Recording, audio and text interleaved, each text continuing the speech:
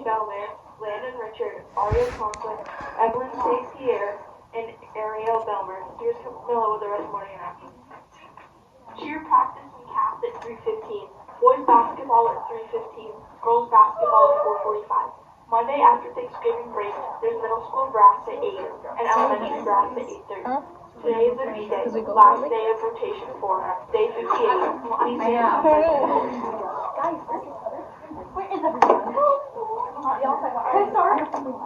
Avery, I will not let you today. Hold on.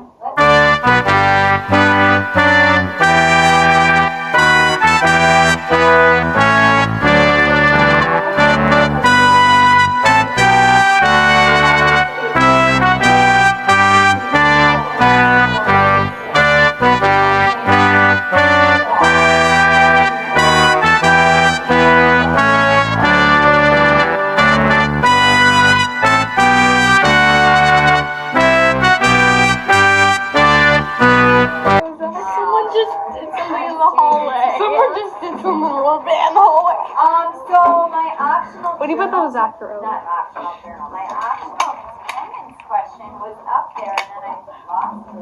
Hey, wasn't it? What did the turkey cross? Why did the turkey cross the road? But really the question is, I was gonna put, what's your favorite, food of Thanksgiving?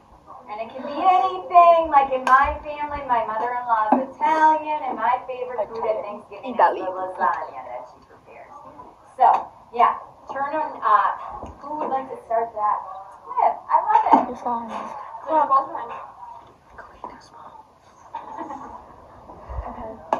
Okay. Good morning, Delia. Horrible pie. What's your favorite dish? My husband likes the packaged. Oh, really? The water? Oh. You know what's something I love? Is the one from the Barbie movie? And they turn into mermaids. Oh, who has yet to be greeted this morning? Who hasn't been greeted?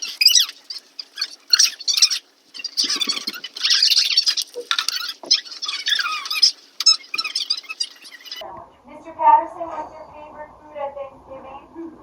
Well, my favorite dish is Mrs. Patterson. I love her so much.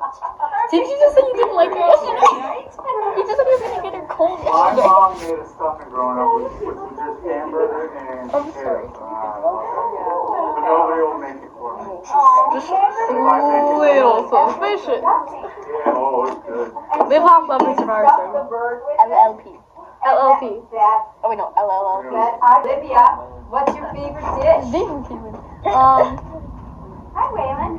I think like mashed potatoes with bacon bits, I guess. Oh, yeah. Or like a loaded mashed potato kind of or whatever. Yes, that sounds delicious. Waylon, Green. just in time for our question, which is, what's your favorite dish at Thanksgiving? Baked mac and cheese with bacon bits. Wait, Cam Rio has not answered either.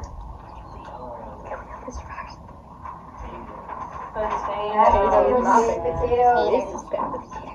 It doesn't matter, it's just potatoes. I'm not potato girl myself. Yeah. Alright. Hot lunch before anyone? It is baked mac and cheese. Wait, me. What? Cam? I forgot to bring a lunch What? again. Bro. Oh, okay. Yep. And Rio, do you want some? No. Alright, just a reminder, you do have work over the vacation. I want the family recipe. Remember? So, that baked mac and cheese.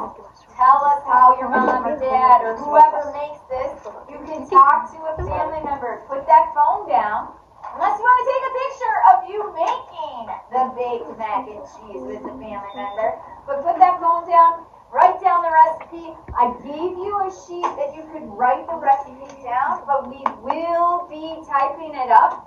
We will be printing it out. Mr. Connors is going to be our final editor so that all our words are going to be written correctly, and we're going to then give those cookbooks to our family. I don't know how I'm going to cover it. I was thinking of having someone design the cover, and then we could have the same cover on everyone's.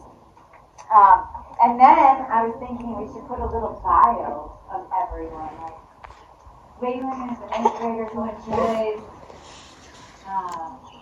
Football. Sorry, I was gonna say the stuff that we talked about all the time. Or real life. All right. Any questions about the recipe? Sorry. No questions. And again, it can be about anything. Like you can make a sauce. Maybe you like to make a barbecue sauce, or maybe you like have an appetizer. I love an appetizer. It does not have to be the main course. It can be anything in that. All right. So the Socratic seminar. It's time, people. Woo! Why? I'm Socratic somehow. Get ready. Socratic. No! Oh, we have Speak twice. Speak twice. All right. Got it. I'm going to pass out a paper, and I'm going to talk about the paper before we get into our Socratic circle. He's here. We're going to talk a little bit before we have the Socratic. This should be my bowl. Thank you for saving me. Oh, isn't that pretty? It's chocolate vanilla swirl. Yeah. So puppy. That's so puppy. Oh my god.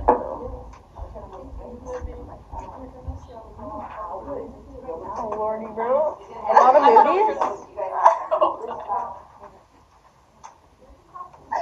So, It's okay, the Socratic seminar's question that we are arguing today is Does your parents about love you? whether or not our No. parents have the right to dictate who we can and cannot date, or who we can and cannot fall in love with. Alright, so follow along while I read this paper.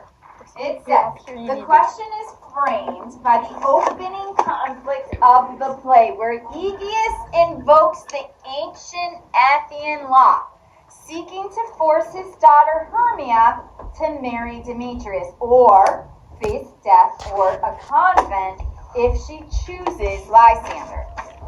Alright, so this question stems from the play. Alright, I did a little bit of research myself before this. How many of you know about the laws in New Hampshire? This is a fun one.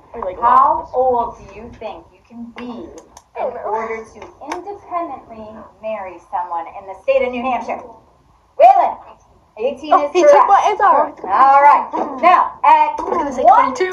point, so last year when I had this debate, at one point in our law, if you were a female, you could have your parents consent I knew that. to be married at 16. That is married at no 16. longer allowed. In fact, January 1st, 2025, our representatives in the state of New Hampshire declared that unlawful. Now, females must be 18 before they can marry, whether their parents say they can or not. All right? The other law that is a law is that if your parents don't like someone visiting their son or daughter, they can place a restraining order against that person. Oh my goodness. If the person is under 18, there's a different way to go about that. But if the person is over 18 and trying to date someone under 18, the parents have parental law, and they can actually have the police interfere. And that there's lots of laws about that. So we're going to say that people, if you want to date someone, they're going to be your age in this debate. All right? Questions? But we can talk about how that might not be appropriate. All right, here we go. Here are 5 deeper thinking questions while we have this conversation, and they all relate to the play. The law versus love. In the opening scene, Theseus states the law gives Aegeus the right to choose Hermia's husband. To what extent should society, like our society's law, societal law, or tradition complicate or support a parent's claim over their child's romantic life? So basically that is saying, do you agree with the idea that at one point there might be a law out there telling you who and who you cannot date? The law that has your parents in charge of you until you're 18. Or if we're thinking about Hermia, do you think it was fair that Aegeus and Theseus had a law that would say she couldn't marry Lysander? Would you break that law? Do you think that that's like a law that should even be there? That's what they're saying. Number 2, parental blindness. Aegeus argues that Lysander has bewitched Hermia, implying that love isn't genuine, but a trick. Where do we see instances of parental bias or self-interest blinding a parent to their child's true happiness or character? How might Aegeus benefit from Hermia marrying Demetrius? And how does this benefit justify his demands? So basically, have you ever had your parents not like someone, whether you liked them? And I'm not saying just love, but do they have a friend? Maybe you have a friend that they don't like as much as you do. Is that something that's happened before, Liv? Yeah. Yeah? So, is that parental bias? Maybe your parents might have bias towards someone you like. Maybe you start dating someone and they don't like them, and they might not want you to date them. That's the idea in that one. The role of motion. The play uses love potion to dramatically shift characters' affections. What does this suggest about the nature of love and infatuation? And how does it challenge the idea that parents are better equipped to make rational, long-term decisions about their children's partners? All right, have you ever met someone who loved someone so much, and they said they would die if they couldn't, that person didn't like them back, and they liked them so much, and they talked about him, they always wanted to be near them, and then one day they didn't like him anymore, or vice versa, and then they may have even not liked them. Or maybe they liked another person just as much as they liked the first person. And that's called infatuation. When you like someone so much, and you can't see anything wrong with them, and you think that it's usually, did I forget attendance? How did I forget? Oh my god. Oh my god. Oh my god. Oh my god.